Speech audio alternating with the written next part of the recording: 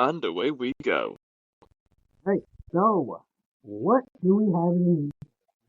Let's see what we have in the news today. New York City Mayor Eric Adams suspends his re-election bid.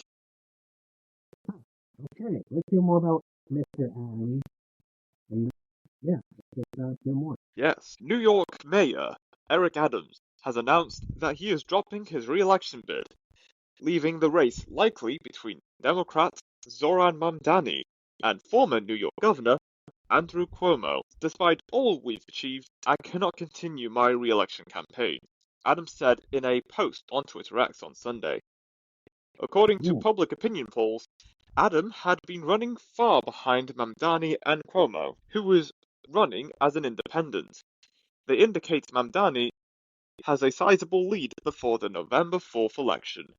In the most populous city in the United States, Adam has been struggling to raise money. you know what? I'll be honest. I don't even blame him for like dropping out because if you get Eric Adams.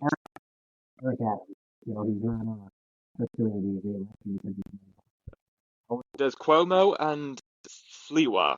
Cuomo and Sliwa. Yes, he's a Republican candidate.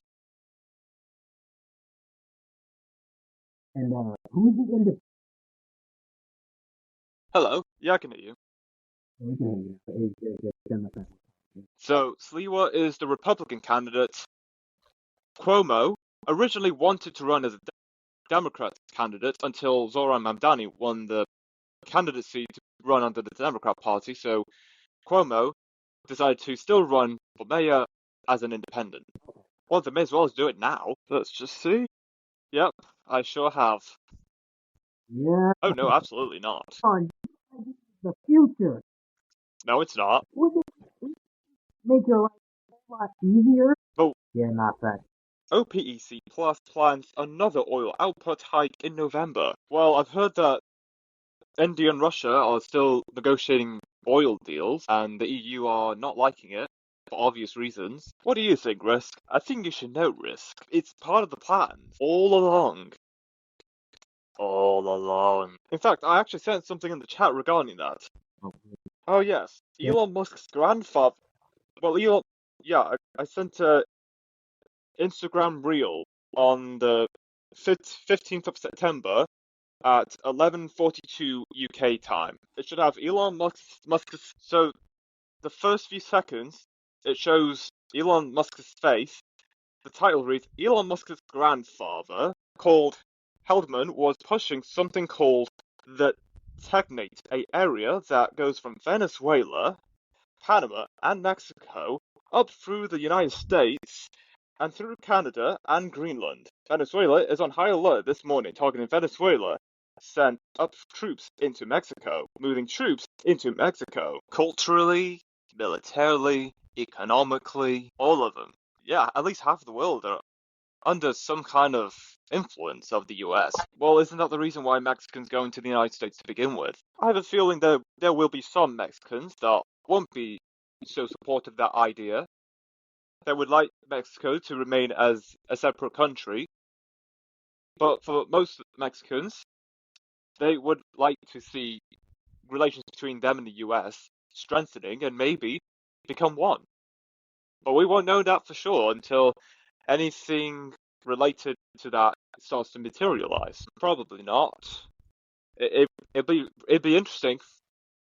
I think Brazil is a big enough of a nation to be its own thing. Maybe. Yes, I've heard that as well. Oh yeah, absolutely. Denmark banned civilian drones after military site sightings. The background to this is I'm not surprised.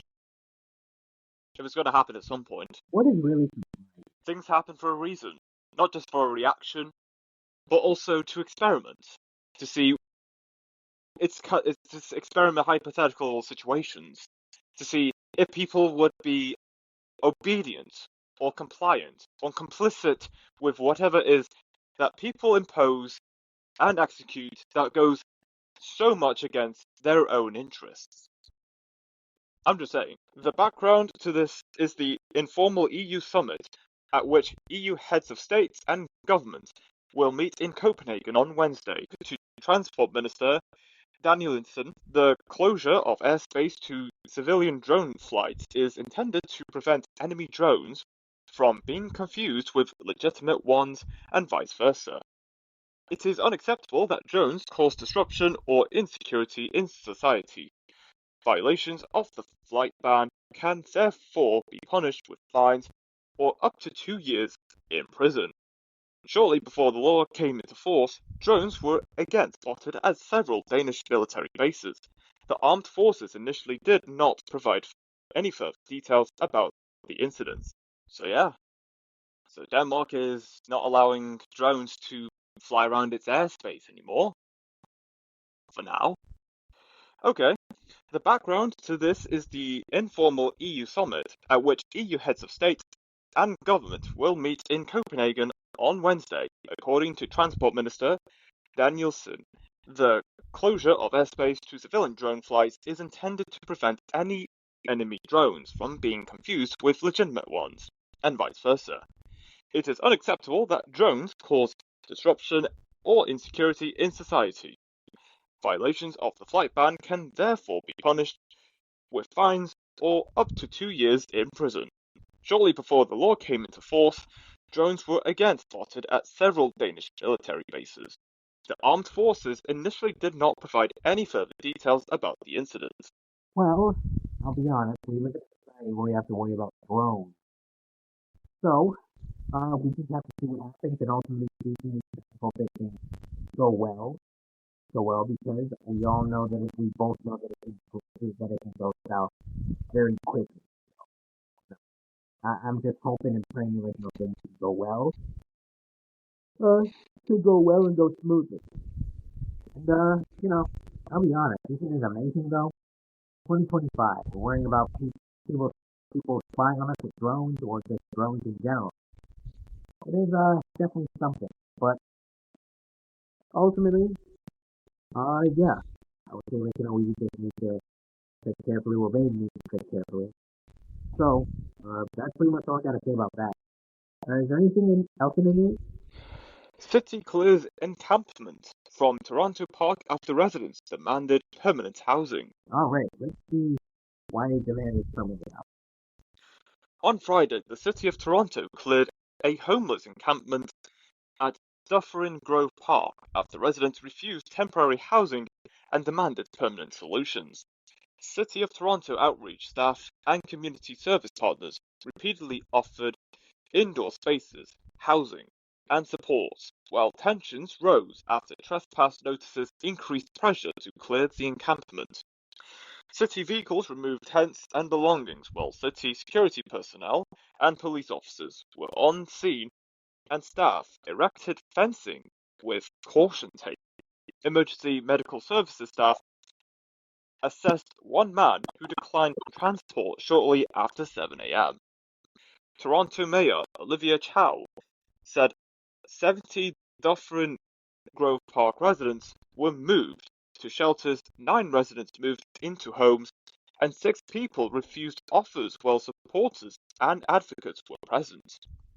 Fatima Hussein said violently evicting people, pushing them out of tents, forcing them out of parks is not a permanent or long-term solution in any way.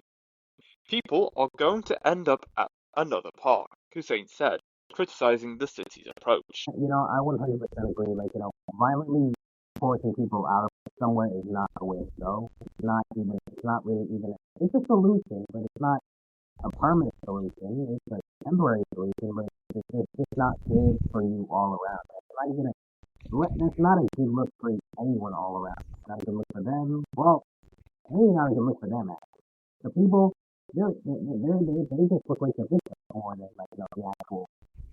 So it's like I would stop violently kicking people out. I would give them, I'd probably give them a notice, but that's about it. It's like, I don't know. What do you think? Honestly, I'm not going to say this is a load of bullcrap.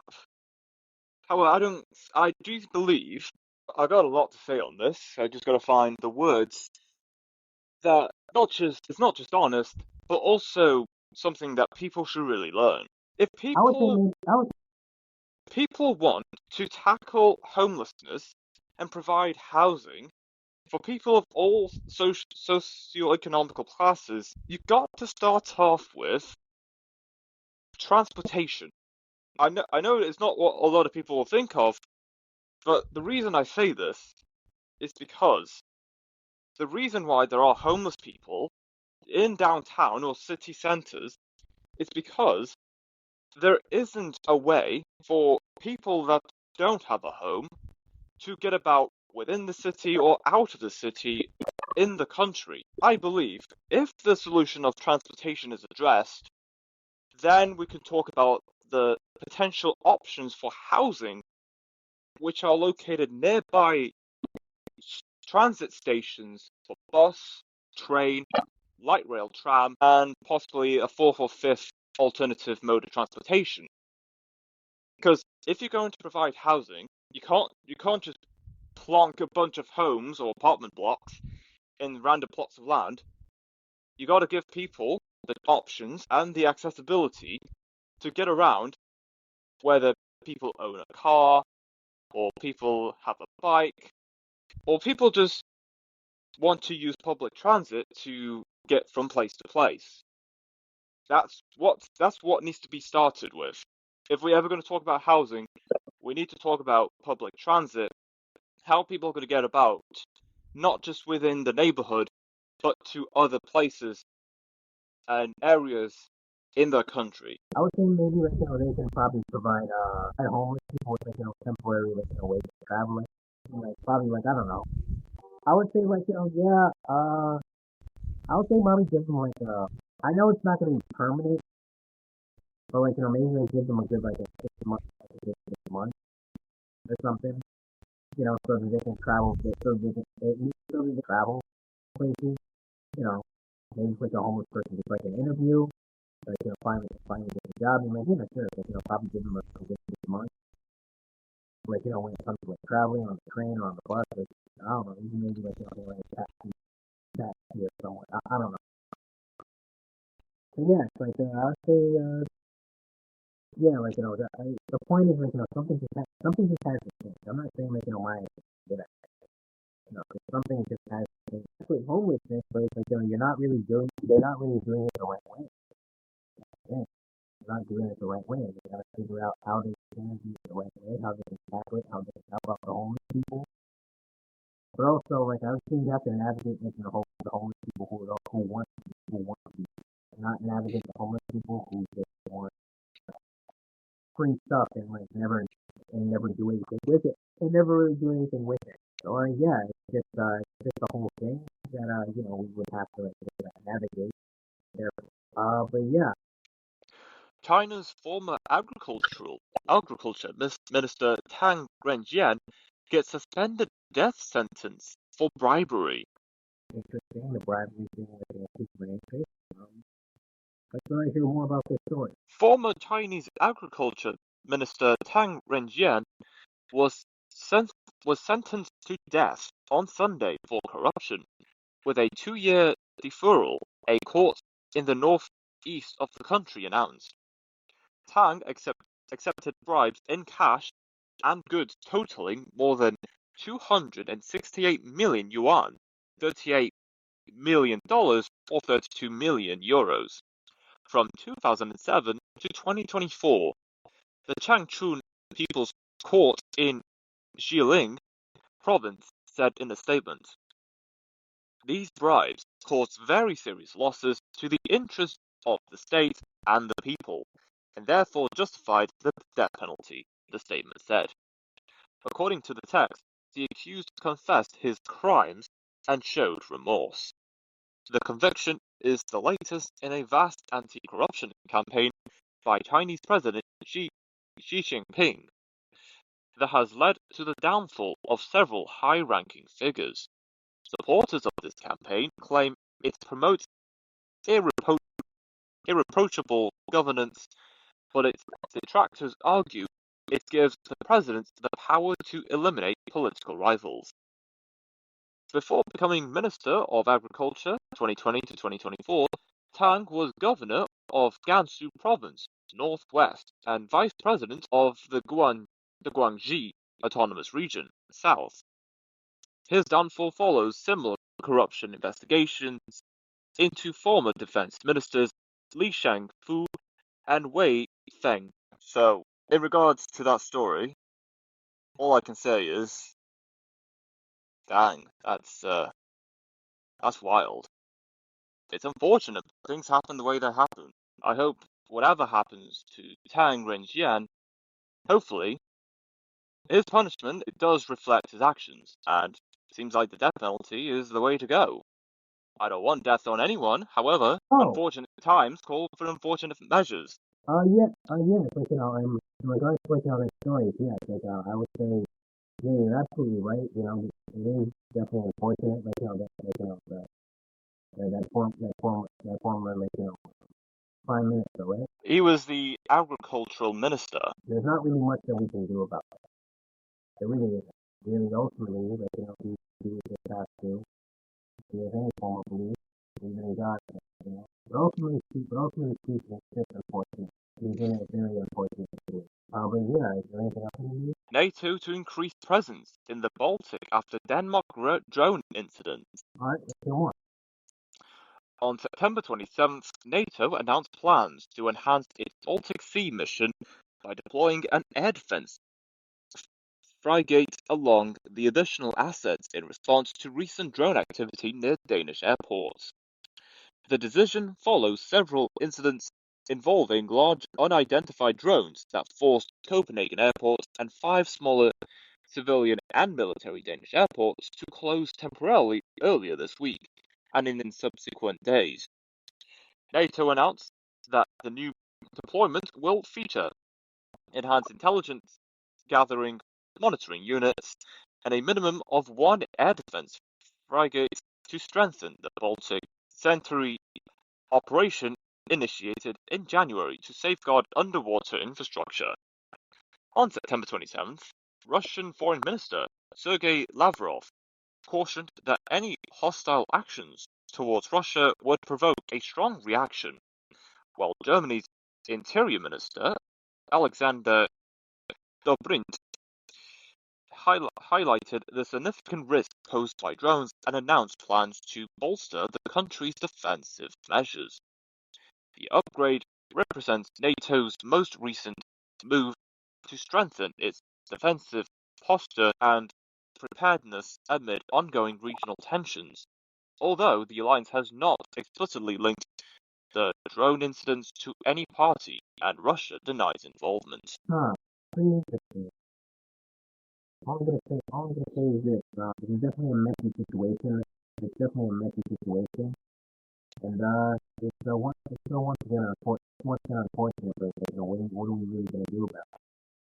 And, it's really unfortunate, the situation, the worst thing, the worst thing, but it's, what can we really do about it? All we can really do is support about it, and all we can do is pray for the best. Well, in all honesty, it's not really gonna get better. And if it does get better, it's just gonna get, something else is just gonna go wrong. But, you know, I really don't really have much to say about this. Do you have anything to say about this? All I can say is, this is getting serious. If NATO is getting involved, Yeah. it's over. I'm not saying it's over for Russia, and I'm certainly not saying it's over for Denmark or other NATO nations. However, it is over to some extent. The civility and trying to remain try to retain yourself under pressure or prevent or not fall under any pressure whatsoever. It's gone out the window, and no matter where you are around the world, we're not going to hear the end of it. Yeah, we're definitely not going to hear the end of it. I wish this was only the beginning, but this is not. Anyway, it is just, it is all just a mess. And now we're just reporting. It is literally. Look at it, it's Rosemary here. 1990. It's your birthday, too. But yeah, anyways, yeah, just yeah, getting really serious. Well, it's always been serious, but I don't, I don't see an end to this in the near future. It's extremely distant future. I see an end to it, sure, but an end to it now, do not see it. Yeah, it's some people would say this is only the beginning. It's been the beginning for a while. It's like probably the middle, and it's probably going to be. No. I can't even think. I can't even feel confident that I cannot say that with hope. But hopefully something can be resolved, and hopefully this war can end sooner than later. Which I know it won't, but you know, I'm gonna hope. Have faith and hope. In Hope. Rikudan's Sympathy Tower, Tokyo, the protagonist turns to a chatbot dubbed AI built to ask questions about the origin of new Japanese words borrowed from foreign languages. She then gripes about its tendency to mansplain things I hadn't actually asked about to fuel engagement. The AI tool has become so used to stealing the words of others without repercussion that he felt no shame, she notes. The rise of generative AI tools has spurred a sense of existential dread for many writers, but for Kudan, the sycophantic hollowness of ChatGPT's synthetic language turned into inspiration, rather than benumbing or ignoring the technology and its rapid proliferation. She offers a path for writers to exploit it. The recently released English translation of the novel follows a backlash after it won Japan's prestigious Akutagawa Prize last January. Kudan admitted that she had used ChatGPT to write about 5% of it, the outputs from the chatbot character in the book itself. The modest cameo was enough to ignite outrage. Yet the novel is a deeply human story about architecture, criminal justice, and erosion of language in an alternate Tokyo in the near future. The story centers around the construction of a luxury prison where inmates are not treated as criminals but people deserving sympathy, shaped by systemic poverty or family circumstances. Against that backdrop, the AI-generated text sprinkled through the book stands in stark contrast to the human voices. I just find it funny. Of course, it's sad and very unfortunate that people have to rely to such technology for creative inspiration. But what I've just heard, it's kind of funny a little bit once we look back on it. I was also going to say, looking back on what was life like before people used ChatGPT for literally anything. I would say people would go into Google and search queries. People would people would go to the library to read books. People would listen to an audiobook on Kindle or Amazon or wherever you get audiobooks from. And this is exactly why there is so much uproar and arguably outrage about how ChatGPT is not just a threat to creativity and the art world, but it's also to some extent a threat to today's society. Because if everyone is going to be relying on ChatGPT for anything and everything, what happens if ChatGPT goes out? What if it no longer exists anymore? What if OpenAI has said, we run out of money, we can't fund ChatGPT anymore, we're going out of business, kaput, cheerio? What happens then? People are going to be like, it's going to be just standing there like a bunch of sausages or melons, and people are going to like, oh, what are we going to do? We got nothing, we're hopeless. On one hand, it's funny, in my opinion, but on the other hand, it's also kind of sad that this is this is what we have come to in our lives, and of course how the world is functioning right now. I will say this. You're right, absolutely right. It's kind of sad that a lot of people rely on ChatGPT for things. But answers, I mean, yes, like you said, back then we used to just go on Google or just listen to a video or just on Kindle. Well, now people rely on ChatGPT for almost everything, and ChatGPT just ends up getting these sources from the very places that we would have probably looked on if we Googled them anyway. So, you know, uh, I guess it's because you can easily just get a quick source, or where you get the information. But I would say yeah, it's you should not be 100% self-reliant on ChatGPT. Otherwise, you're going to be extremely confused on how you should do basic research on things. Like for instance, going to a library, like you said, and just simply just being able to just think with your pen. ChatGPT is making too many people comfortable with doing nothing. There's some good that ChatGPT has brought, but there's also some bad that ChatGPT has brought. But as soon as most people realize that, then again, you're probably gonna stop using ChatGPT for everything, or just stop using ChatGPT entirely. But only God knows that, and only time will tell. Let's see what else in the news. Okay, so as you were talking for a few seconds, I just got an email from your party, which is the new solid left-wing party ran by Corbyn and Sultana.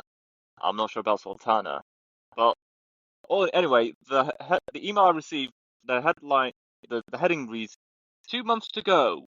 Join your party today. Wow. Huh. Interesting. Ah, you just got that email today, huh? Like right now, as I was talking. Yes. That is crazy. That is crazy. I'm not gonna lie to you. That is insane. I don't think I really get emails, but I don't know. Did you sign up to a specific email listing thing Oh and yeah, you're getting I stuff signed like up to the that? mailing list just out of curiosity and see how this will go. I feel it has potential.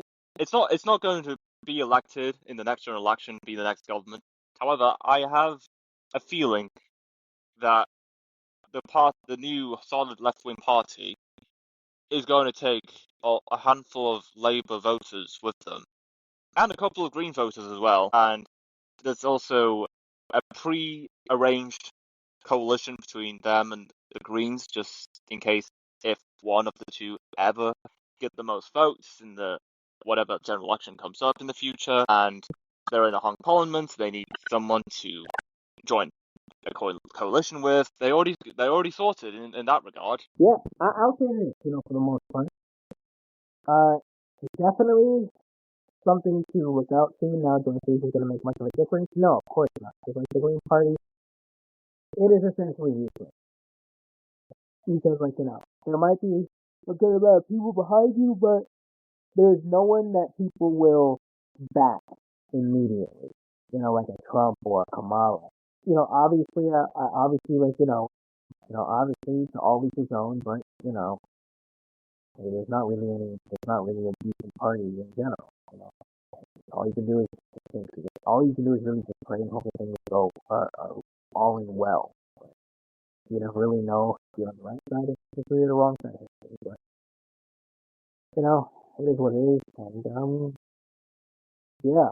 Is there anything else in there? Which e-bikes are outlawed and which aren't under New Sydney ban? Huh. Interesting.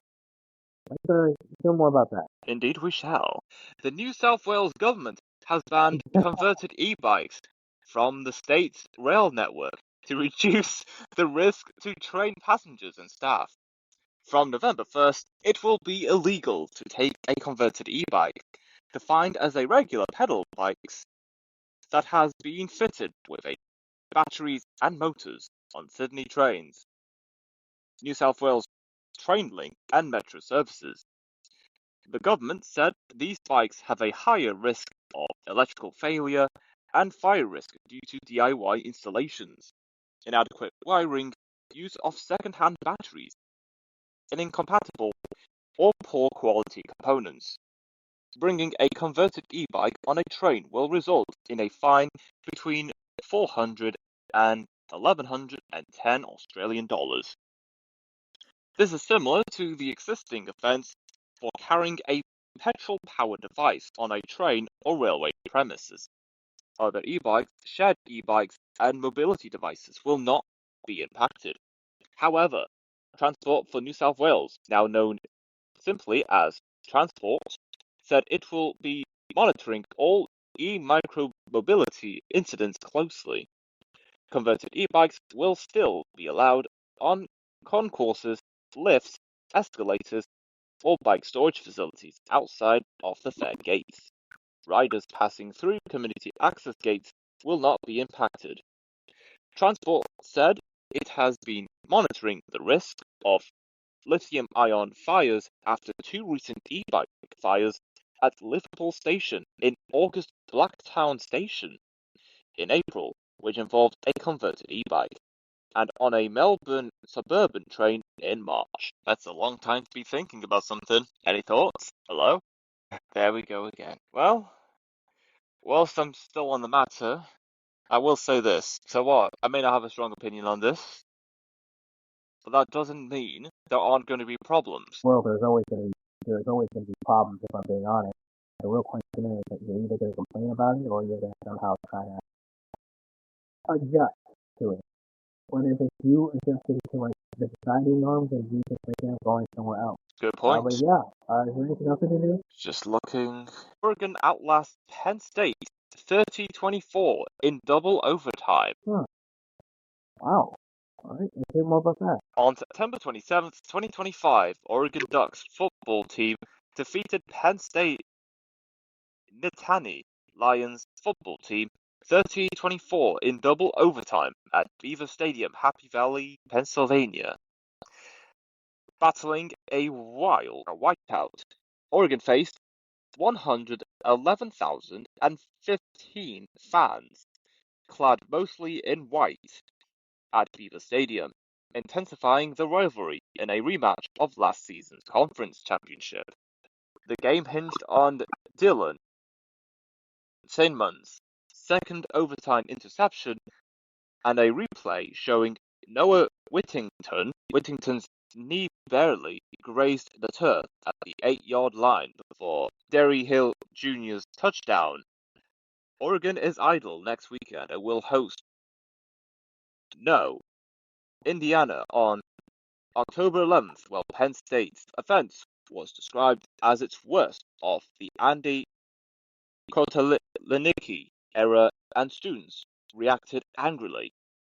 The victory also extended Oregon Ducks' FBS leading third straight regular season win, and Dan Lanning said, "Never lost our composure 1 second after the game." Maybe good for some to see, if maybe like this might be eminent one for others. Well, all I can say is We just have to see how this. Oh, what were you gonna say?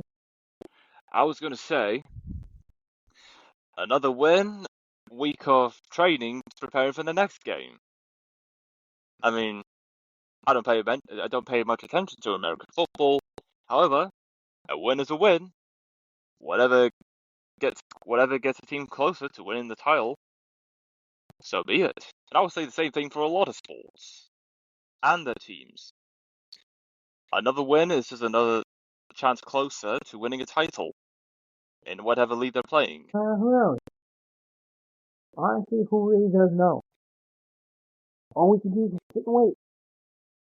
All we can really do is sit and wait to see how this will prevail from a kid to a lie, or a lie to a lie. Yes, very true. But yeah, is there anything else in this? Yes, there is. Just gotta find it. The 25 best-selling electric car brands in Europe in August 2025, according to Jato. What's our report?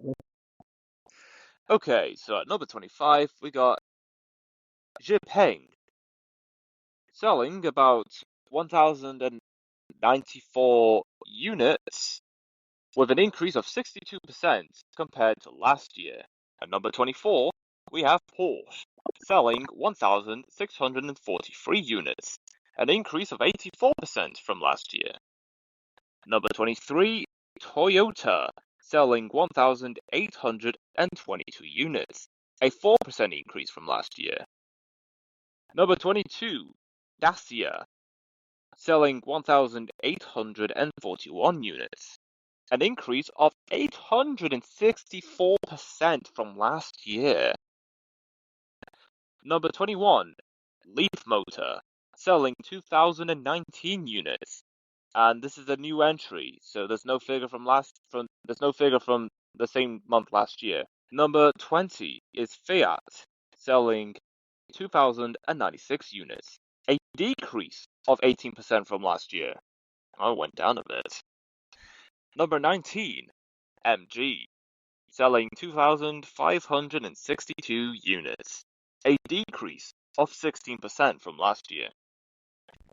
Number 18, Polestar, selling 2,621 units, with an increase of 41% from last year.